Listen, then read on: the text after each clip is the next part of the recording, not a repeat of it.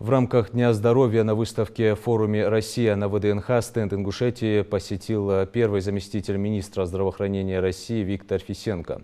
20 сотрудников из Центра общественного здоровья и медпрофилактики провели для гостей мастер-классы по разным направлениям здравоохранения. Представили экспозицию, которая учит человека беречь свое здоровье. Исполняющая обязанности министра здравоохранения республики Зарима Анташкиева рассказала Виктору Фисенко о региональных достижениях в сфере медицины, а также продемонстрировала макеты и медоборудование, представленное на стенде. Нашего павильона, а их было очень много, смогли проверить основные показатели своего здоровья. Им измерили артериальное давление, пульсоксиметрию проверили холестерин, а также желающим сделали ЭКГ-обследование.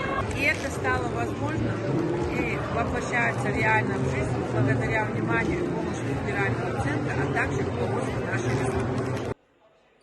Руководитель постпредства республики в Москве Михаил Элезов провел для замминистра здравоохранения России экскурсию по стенду и рассказал об основных зонах экспозиции, посвященных истории, традициям и культуре региона.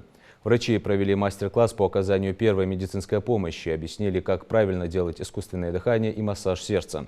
Студенты московских вузов узнали для себя много нового. Все желающие смогли пройти обследование. Мне очень понравилось, было очень познавательно.